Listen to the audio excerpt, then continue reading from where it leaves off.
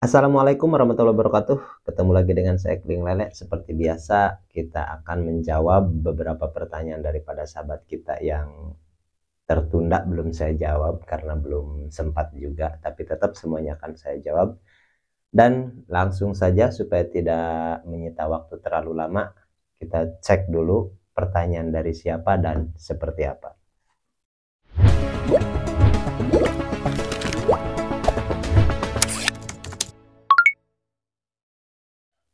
Oke sahabat, ini ada pertanyaan daripada sahabat kita dari Kang Jagur Pakaya.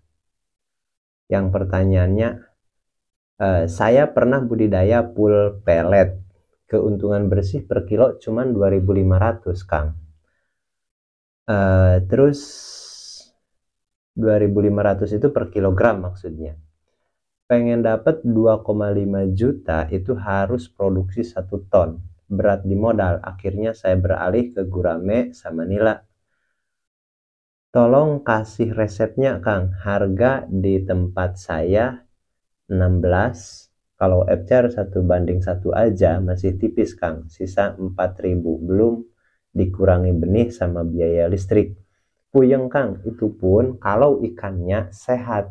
Kalau sakit lebih bonyok lagi. Ya, oke, saya setuju. Begini, oke, untuk Kang Jagur Pakaya, kalau misalkan harga pakannya tidak sesuai dengan harga panen, hasil panen maksudnya, dengan harga ikannya, memang agak susah, apalagi 16.000. Kalau 16.000, tapi saya dengar informasi terakhir sudah naik katanya. Tapi begini, kalau misalkan andai kata 17.000 aja, ini masih susah. Karena kalau Kang Jagur ini katakan ada sisa 4.000 dikurangi benih biaya listrik, memang itu namanya bukan keuntungan, bukan. Makanya di sini ditulis keuntungannya itu kurang lebih 2.500 per kilo. Ya itu sangat tipis, memang sangat susah. Jadi kesimpulannya, kalaupun misalkan tidak sesuai harga produksi dengan harga jual, memang saya setuju Kang Jagur ini menekuni gurame dengan nila. Toh itu pun sama juga hitungannya kita di budidaya ikan air tawar lah. Maksudnya kalau memang itu lebih menguntungkan tanda kutip. Oke, yang namanya juga kan kita bisnis, mana yang lebih menguntungkan, harga jualnya yang sesuai, dan itu kita lakukan. Kurang lebih seperti itu, dan setuju. Jadi kalau harganya segitu terus sampai sekarang dan harga pakannya nggak seimbang, mendingan memang gurame dan nila. Seperti itu, dan saya pun setuju. Meskipun di kehidupan saya sehari-hari, saya dilelek seperti itu. Cuman masalahnya kan kalau di tempat saya di sini, sekarang itu per 2024 harga konsumsi itu 21. Jadi masih kekejar lah. Meskipun harga pakan memang lebih mahal di sini. Di sini itu pakan sekarang saya jual sekarang saya jual 386.000. 386, dan itu dihitung-hitung gitu, itu masih lumayan lah, masih lumayan. Jadi untuk Kang Jaguar Pakaya, jawabannya dari saya, kalau memang segitu untungnya nggak sesuai, mendingan memang yang lain, dan saya setuju seperti itu.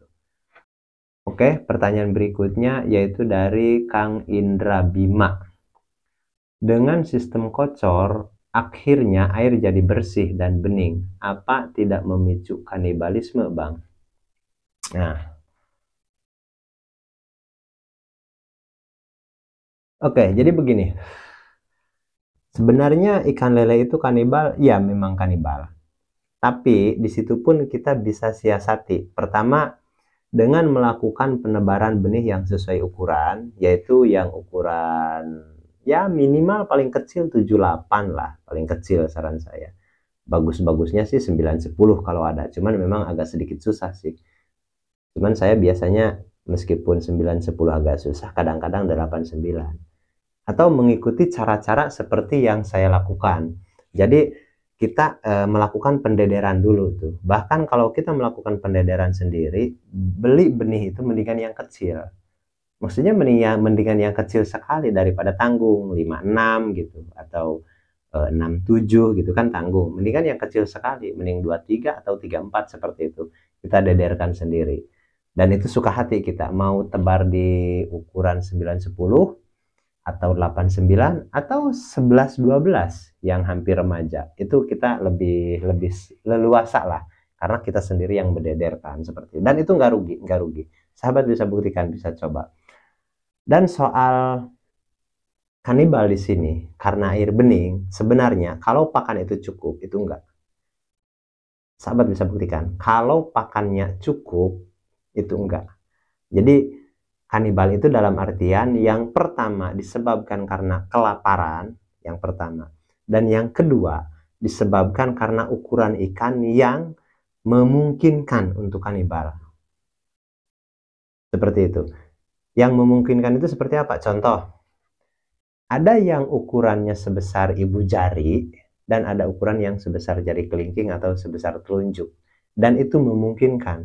Meskipun kalau ikan itu sebenarnya lebih daripada sebesar ibu jari, itu agak sedikit jarang sih. Kecuali masih di usia 45, 34, itu memang sesama ukuran pun dia masih bisa saling makan. 45 memakan ukuran 45 itu masih bisa. Selisih 1 cm pun itu masih bisa. Tapi kalau sudah meranjak, bahasanya meranjak ke 9-10, itu sudah jarang kanibal itu sebenarnya. Kalau diamati, betul-betul diamati, itu sudah jarang. Apalagi kalau pemberian pakan itu cukup. Jadi kesimpulannya, air yang bening itu tidak memicu kanibal. Tidak memicu kanibal. Sahabat bisa studi banding ke tempat-tempat di mana sahabat kita banyak yang budidaya memakai jaring apung atau keramba gitu, di daerah-daerah danau. Itu bening airnya. Nggak ada yang seperti GWS, RWS itu nggak ada. Karena danau besar pakai keramba itu pasti bening. Dan kalau terbukti kanibal, itu bakalan tutup. Karena apa? Masa tebar 10.000 jadi 2.000 ekor? Kan nggak mungkin seperti itu. Tetap itu hitungannya bukan karena bening. Oke, saya ulangi. Kanibal bukan karena bening. Melainkan pertama faktor pakan, dan kedua faktor ukuran ikan. Ukuran. Itu yang paling penting. Makanya banyak teori yang mengatakan grading itu wajib. Sortir itu penting. Meskipun itu pun tidak berlaku untuk saya. Untuk saya sendiri grading nggak wajib. Kalau penebarannya sesuai ukurannya. Yang sesuai yang gimana? Yang saya sudah katakan tadi. Minimal. Bagusnya sih 9-10 seperti itu. Bagusnya seperti itu. Jadi ada minimal, ada bagusnya seperti itu. Ya kalau maksimal kan bisa 11 cm, 12 cm seperti itu. Kurang lebih seperti itu. Jadi kanibal karena air bening itu nggak ada. Oke, mudah-mudahan bisa dipahami. Dan kita lanjut ke pertanyaan berikutnya, yaitu Pipo YUD2QJ. Perlukah sistem kocor harus disortir? Gimana kalau PDAM yang ngalirnya cuma sampai sore dan banyak mengandung kaporit? Oke, jadi begini. Di sini berarti sekaligus pertanyaannya dua, berarti pertama dari Pipo ini, meskipun satu kali ini pertanyaannya, tapi poinnya ada dua. Poin pertama, perlukah sistem kocor di sortir? Poin yang kedua, gimana kalau air PDAM yang ngalir cuman sampai sore dan banyak mengandung kaporit? Oke, begini. Kita bahas perlukah sortir untuk sistem kocor. Sebenarnya untuk semua sistem, kalau ukuran benihnya sesuai yang tadi saya jawab dari pertanyaan sebelumnya, grading itu wajib, perlu, hanya kalau tebarnya itu nggak sesuai. Tapi kalau sesuai nggak perlu. Karena saya sendiri belum pernah grading.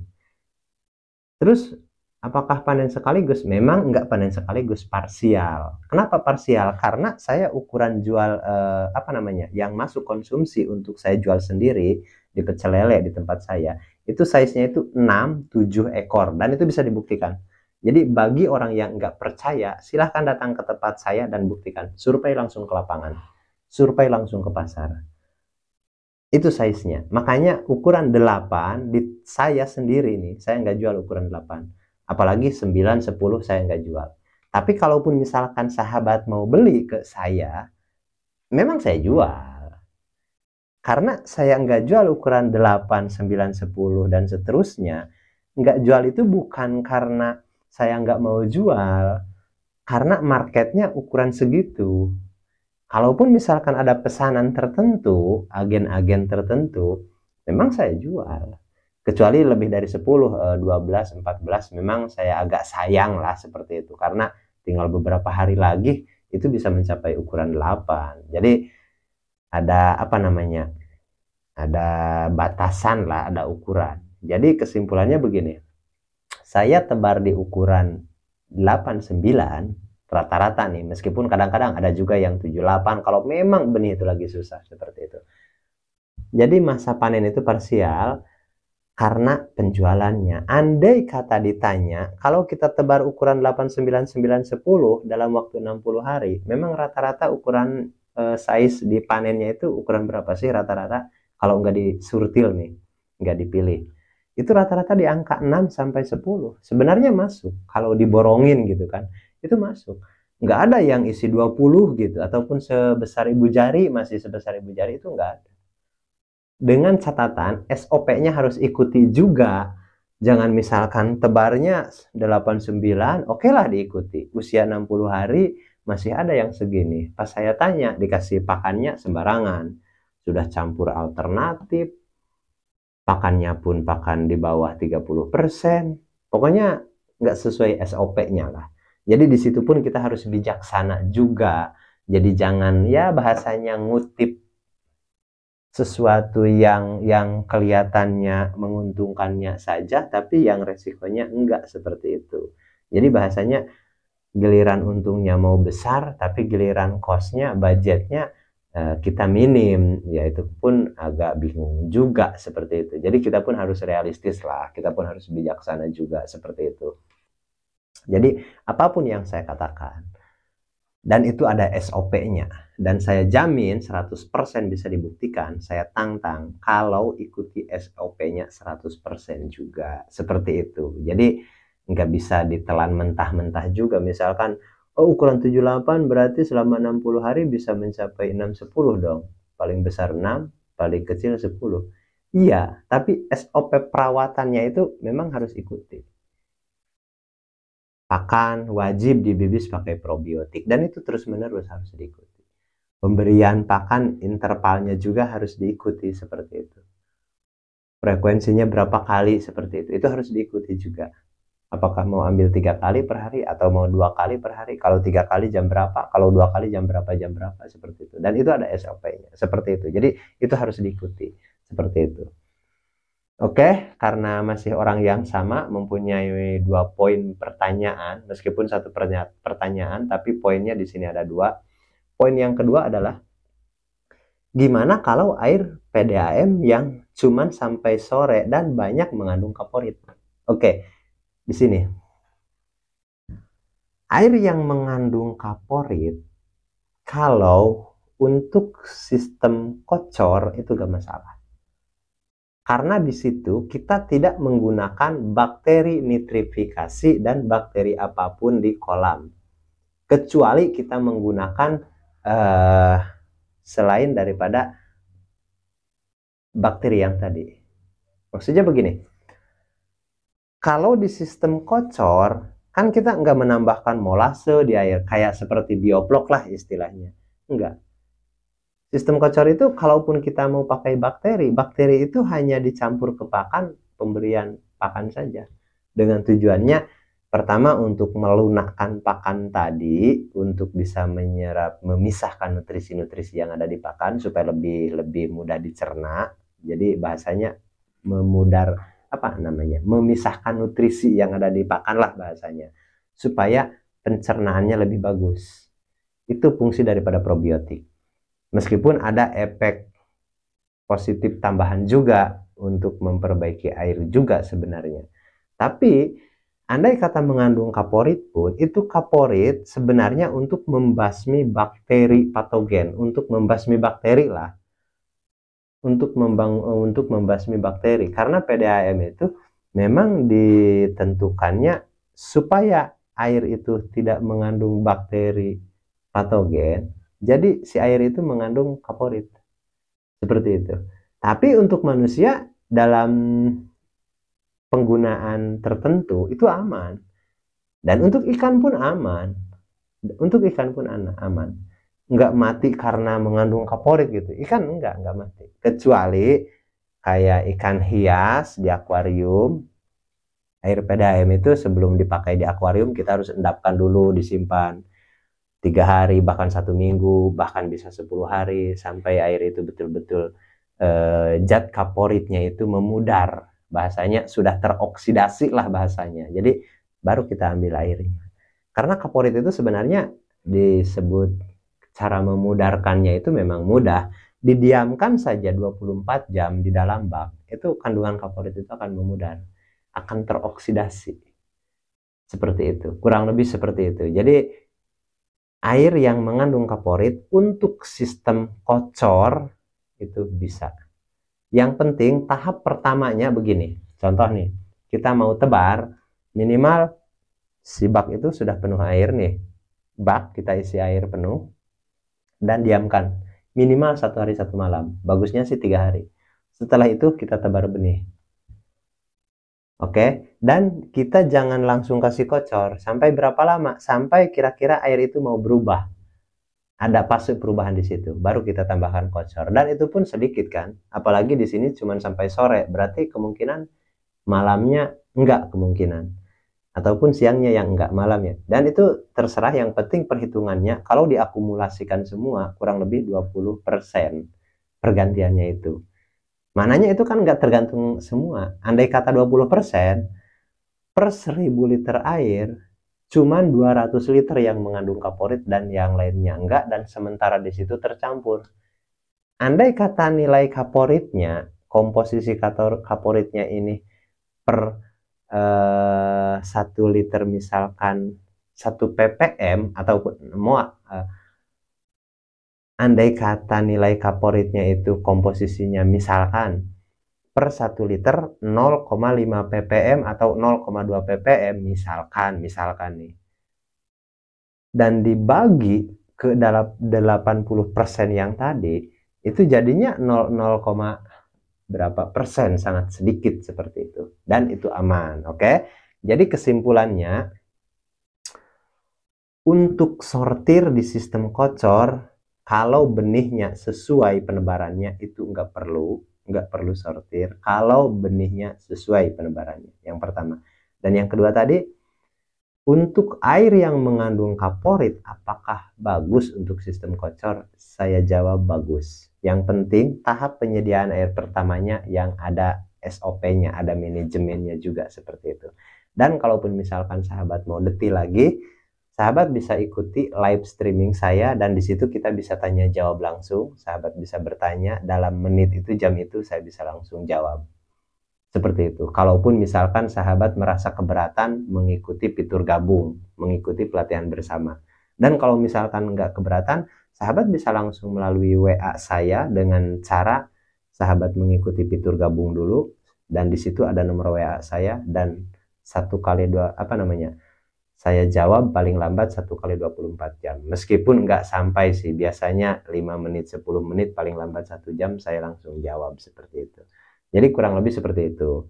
Jadi aman. Oke, mudah-mudahan bisa dipahami. Untuk Kang siapa ini? Ini nggak tahu ini karena nama akunnya itu Pipo YUD2QZ seperti itu.